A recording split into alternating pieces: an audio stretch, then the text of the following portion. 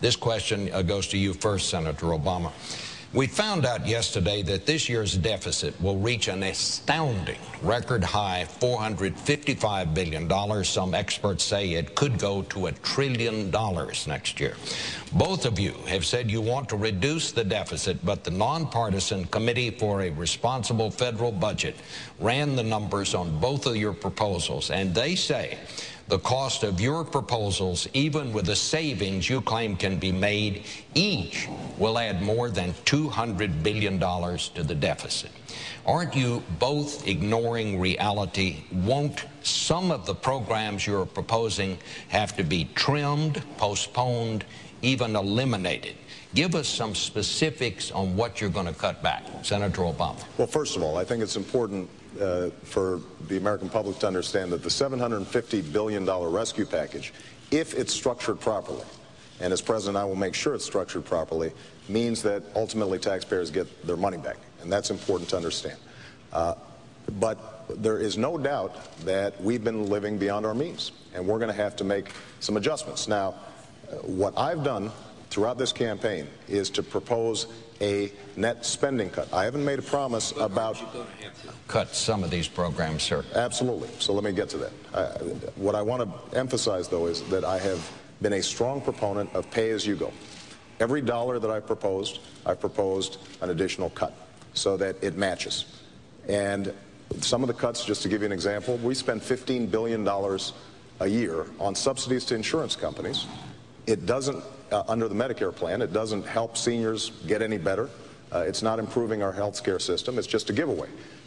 We need to eliminate a whole host of programs that don't work. And I want to go through the federal budget line by line, page by page.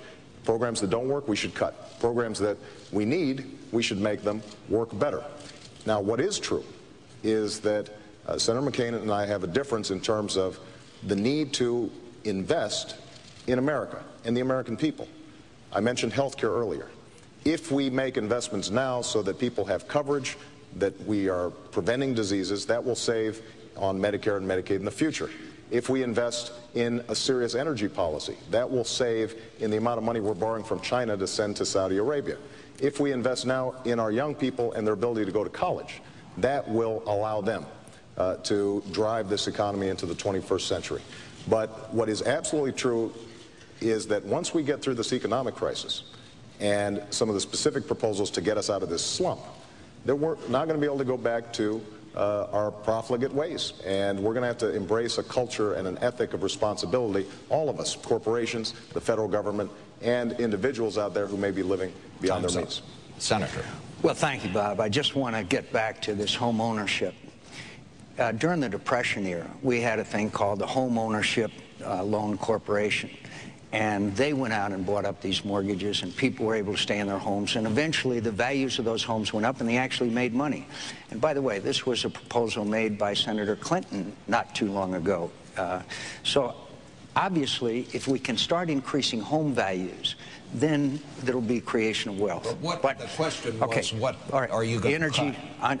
Well, second of all, energy independent. We have to have nuclear power. We have to stop sending $700 billion a year to countries that don't like us very much. It's wind, tide, solar, natural gas, nuclear, offshore drilling, which Senator Obama has opposed. And the point is that we become energy independent, and we will create millions of jobs in America. Okay, what would I cut? I would have, first of all, across-the-board spending freeze, okay? That some people say that's a hatchet, and then I would get out a scalpel, okay? Because we have presided over the largest increase. We got to have new direction for this country. We have presided over the largest increase in government since the Great Society.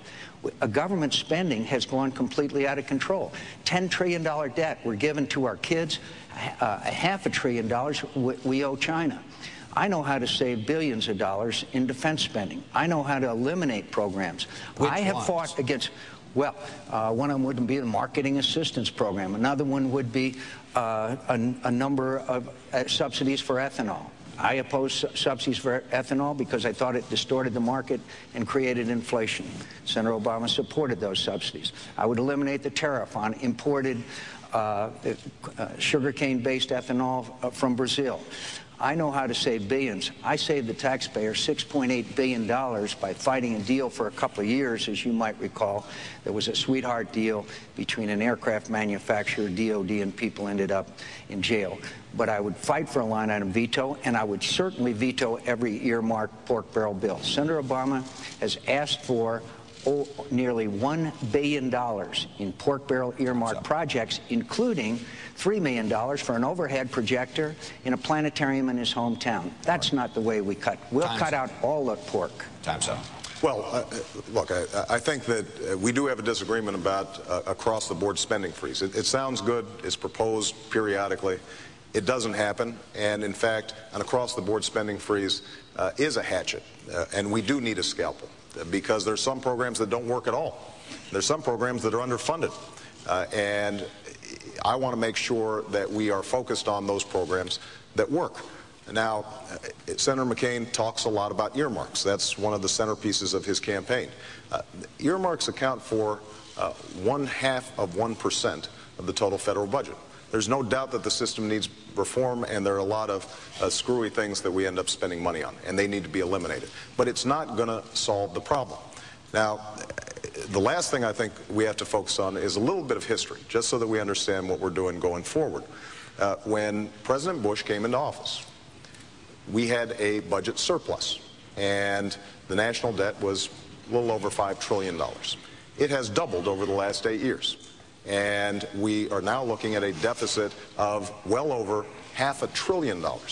So one of the things that I think we have to recognize is pursuing the same kinds of policies that we pursued over the last 8 years is not going to bring down the deficit. And frankly, Senator McCain voted for 4 out of 5 of President Bush's budgets. We've got to take this in a new direction. That's what I propose as president.